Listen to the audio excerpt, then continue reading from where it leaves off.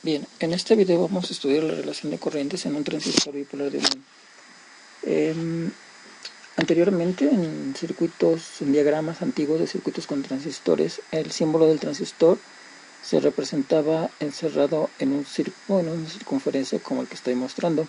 Actualmente ya no, los diagramas contienen nada más el símbolo sin el circulito naranja que pinté ahí. Ese círculo nos puede ayudar para explicar cómo se definen las relaciones de corriente en el transistor bipolar de unión de la siguiente manera. Si ese círculo lo representamos como si fuera un nodo, que de hecho así se va a comportar, entonces lo voy a dibujar como un nodo. En ese nodo, que me representa el símbolo de transistor, están llegando tres líneas. En cada una de ellas están definidas las corrientes en rojo, la corriente de colector entrando al nodo, la corriente de emisor saliendo del nodo y la corriente de base entrando al nodo. Ok. Si aplicamos una ley de Kirchhoff de corrientes en este nodo, vamos a obtener las siguientes ecuaciones. Entonces, aplicando LKC a ese nodo, observamos que la suma de corrientes que entran, que son la corriente de base más la corriente de colector, debe de ser igual a la corriente de emisor. Bien, esta es la relación fundamental de corrientes en un transistor, la ecuación fundamental en cuanto a la relación de corrientes en un transistor. Siempre la corriente de emisor va a ser la suma de la corriente de base más la corriente de colector. Siempre. No importa que hablemos de un transistor PNP, por ejemplo, un transistor de este tipo, en el cual también vamos a definir nuestras corrientes de base, emisor y colector, que las defino en rojo. Aquí tenemos una corriente de emisor, una corriente de colector y una corriente de base saliendo del símbolo.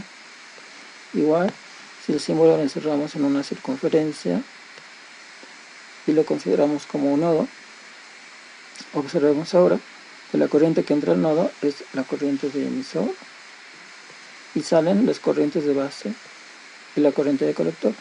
Sin embargo, la forma de la ecuación que está encerrada en el cuadro rojo sigue siendo válida. La única diferencia es que IB más IC me representan las corrientes que salen del nodo e IE la corriente que entra al nodo.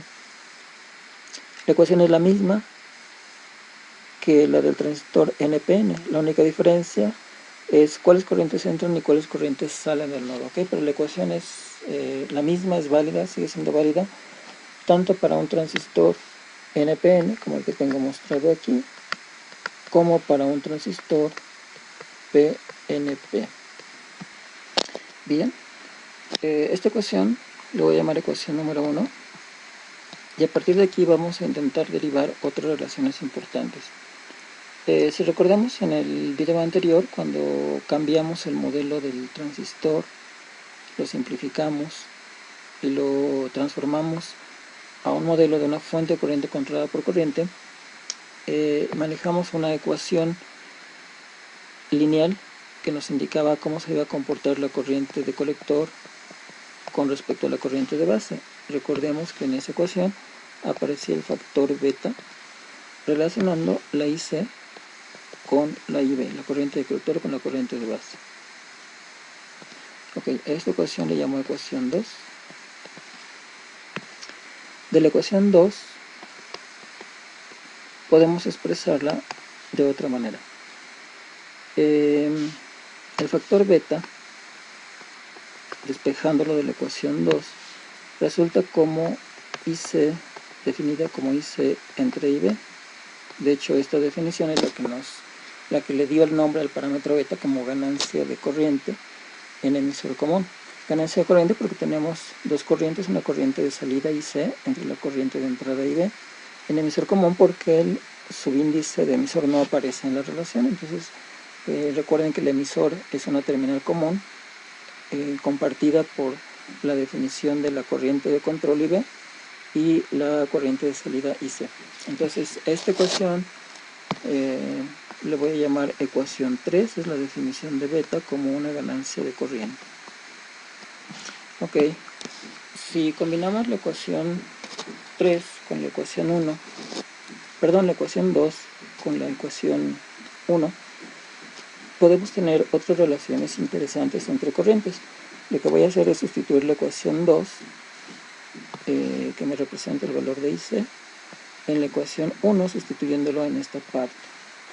Al hacer esa sustitución, la ecuación resulta lo siguiente. Voy a escribir primero Y igual a IB más IC, pero en lugar de escribir IC, voy a escribirlo como beta veces IB. Sacando como factor común el factor IB, la corriente de base, entonces la corriente de emisor queda expresada como beta más 1, estoy intercambiando el orden nada más, por la corriente de base. Igual, esta ecuación la encerramos en rojo, la ecuación 4, que me relaciona la corriente de emisor con respecto a la corriente de base. Ok, siguiendo el juego con esta álgebra para determinar otro tipo de relaciones, voy ahora a sustituir la corriente de base por la ecuación obtenida de la ecuación 2, entonces voy a ponerla aquí con esta flecha. Indico que voy a despejar ahora la corriente IB de la ecuación 3, entonces IB me queda como IC entre beta, y esta nueva ecuación, que le llamo ecuación 5, es la que voy a sustituir aquí. Entonces aquí queda el factor IB, no lo había puesto, entonces este factor IB lo voy a sustituir utilizando esta ecuación. Ok, entonces haciendo esa sustitución, estoy sustituyendo esta IB aquí, la corriente de emisor quedaría como el factor beta más 1 que multiplica al C entre beta. Trabajando con álgebra, el beta, el factor beta que está en el denominador, lo voy a introducir al paréntesis y entonces va a quedar como denominador común. Entonces mi ecuación de IE la puedo expresar como beta más 1 entre beta, todo multiplicado por IC. Ok, esta es otra ecuación importante, le llamo ecuación 6, y en esta ecuación el factor que aparece entre paréntesis, que es beta más 1 entre beta, es un factor que me dice que la corriente de emisor va a ser más grande que la corriente de colector, pero no mucho. Si beta es grande, este factor se aproxima a la unidad, entonces la corriente de emisor y la corriente de colector son similares.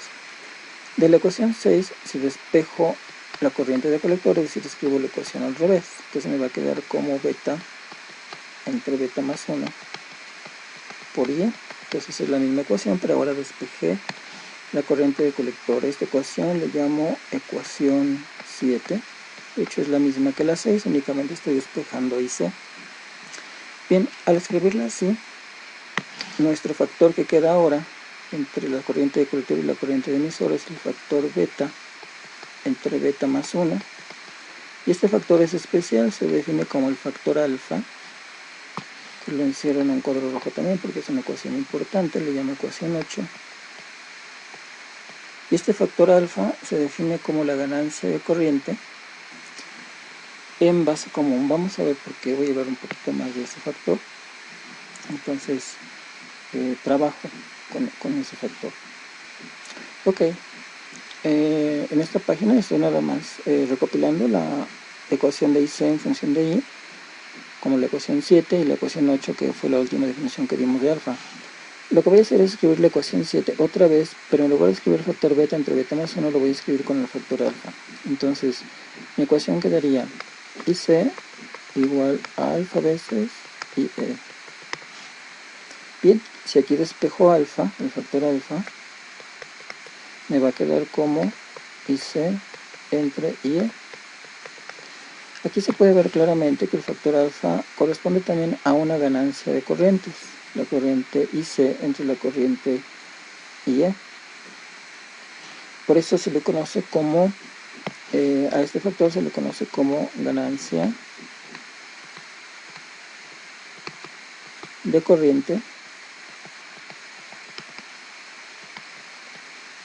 en base común. Ok, más adelante vamos a explicar por qué este factor se define como ganancia de corriente en base común, a diferencia de beta, que se define como la ganancia de corriente en emisor común. Ok, entonces estas ecuaciones son las ecuaciones básicas en las que nos vamos a apoyar para resolver circuitos con transistores. Retomando una vez más lo que mencionamos al principio con respecto a la primera ecuación que planteamos, la voy a volver a escribir. Esta ecuación, que fue la primera, la inicial, con la que comenzamos el análisis, que nos dice que la corriente de emisor es igual a la suma de la corriente de base más la corriente de colector. Entonces, esta ecuación la podríamos analizar gráficamente de la siguiente manera. Voy a repetir el símbolo del transistor. Nuestro ejemplo es el transistor NPN. Le pongo sus letras a cada una de las terminales, colector, emisor y base. Haciendo que la terminal de emisor sea común a nuestra malla de entrada. Recuerden que la malla base emisor la consideramos como malla de entrada, la de colector como malla de salida.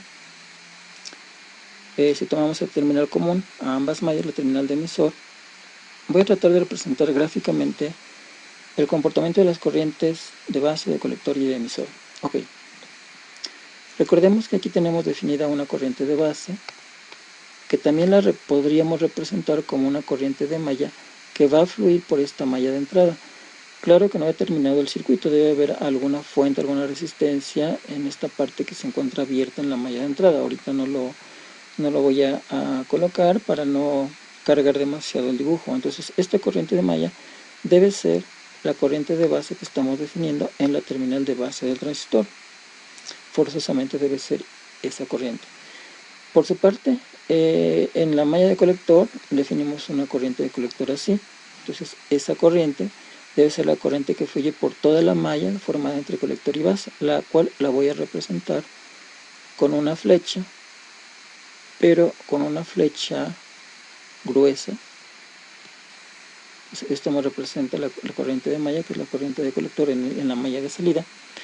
La represento así porque la corriente de colector, si recordamos, es beta veces la corriente de base, es decir, es beta veces más grande que la corriente de base. Un valor típico de beta es el valor de 200 que manejamos en algún ejemplo. Entonces eso significa que la corriente de colector va a ser 200 veces más grande que IB. Por eso con el trazo grueso de la flecha dice, estoy tratando de representar ese hecho de que esta corriente es muchas veces más grande, en este ejemplo 200 veces más grande que la corriente de base. Ok, hay un detalle fino que sucede en la terminal de emisor. Observemos que en este alambre que estoy iluminando con color verde, en ese alambre, que es la terminal del emisor del transistor, están fluyendo dos corrientes. Vean que aquí está señalado las dos corrientes que fluyen ahí. Entonces, en la terminal verde, que corresponde a donde fluye la corriente de emisor, así lo pongo, la corriente de emisor, esa corriente de emisor está formada por la suma de la corriente de base que fluye en la malla de la izquierda, en la malla de entrada, más la corriente de colector que fluye en la malla de la derecha, es la malla de salida. Y observen ahora que gráficamente llegamos a la misma ecuación original que habíamos planteado anteriormente, aplicando la ley de Kirchhoff de corrientes al transistor visto como un nodo. Okay, gráficamente vemos que efectivamente la corriente de emisor pues es la suma de la corriente de base y la corriente de colector. Si nos aprendemos el diagramito será fácil acordarnos entonces de esta ecuación, digamos, fundamental de corrientes en un transistor. Ok, por último, ¿Qué valor tiene alfa? Ya propusimos algún valor para beta, como ejemplo de 200. Con este valor de beta, alfa, ¿qué valor tendría? Bien, recordemos que alfa está definido como la relación de beta entre beta más 1. Si sustituimos números, nos quedaría 200 entre 200 más 1. Esto aproximadamente nos da un factor de 0.995, el cual es menor que 1, pero muy cercano a la unidad. 0.995 es cercano a la unidad por abajo. Ese es un valor típico de alfa. ¿Qué interpretación le podemos dar a este valor que estamos obteniendo? Este valor de 0.995. Ok, 0.995 nos indica que si alfa está definido como la relación de IC entre IE, y ese valor de alfa tiene un valor cercano a la unidad, significa entonces que la corriente de colector y la corriente de emisor son casi iguales. Eso es lo que significa. Entonces podemos tratar de aprender ese hecho. En un transistor, la corriente de colector, si la beta es grande, va a ser casi igual a la corriente de emisor. Estas dos corrientes van a ser casi iguales si tenemos una beta de valor grande. ¿Okay? Esto es importante porque nos va a permitir simplificar los análisis numéricos que hagamos en los análisis de circuitos con transistores.